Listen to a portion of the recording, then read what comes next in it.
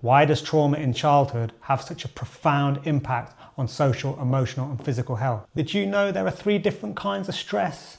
Only one of them is linked to long-term negative impacts. By the end of the video, you're going to have a better understanding of the different types of stress that we experience and how they can play out in our nervous systems and affect our behaviour. My name's Alex. I'm a forensic psychologist who specialises in young people. So we learned a bit about the brain and how it triggers hormonal releases. But what role does stress play in all that?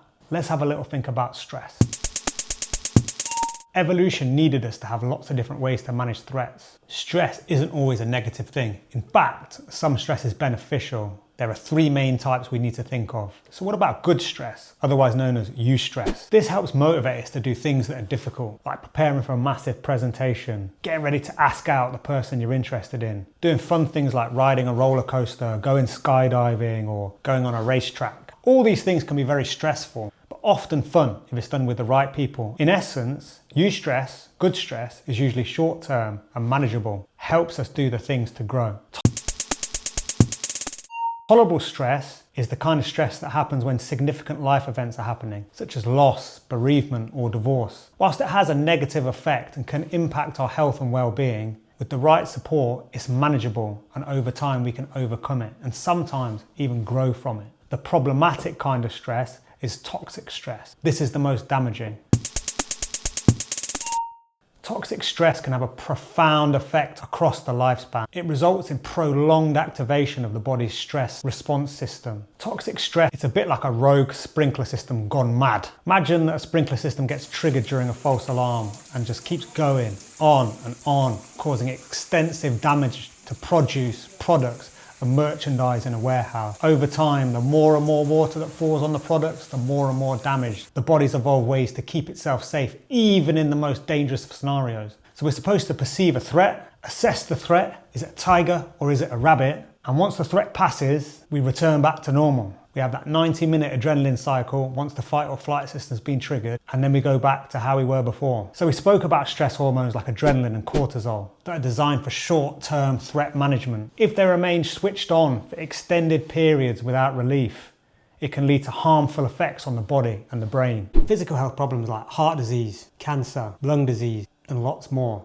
Toxic stress can have an effect across the lifespan. In children, it disrupts brain development, leading to heightened risk of mental health challenges such as anxiety, depression, and PTSD. Early exposure to trauma and stress often cause hormonal systems to adapt in ways that keep stress responses constantly activated.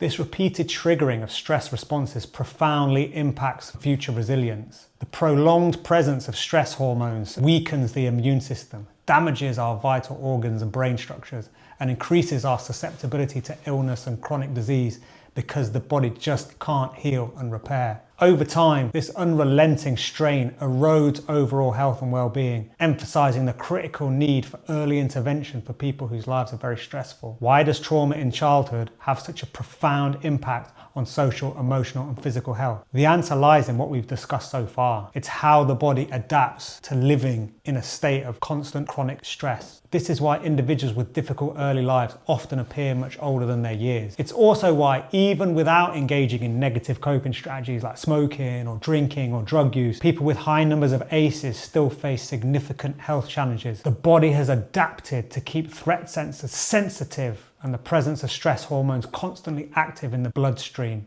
This finding underpins the research on ACEs. The adaptations to the way our hormones respond are thought to explain why individuals with traumatic backgrounds are more prone to chronic illnesses, long-term health conditions, and poor mental health. So what further insights can brain science and psychology offer us to help manage this? YouTube usually suggests a nice video to watch after, so I'm sure it's going to recommend something decent for you. How about that one? What is it? Let me know in the comments.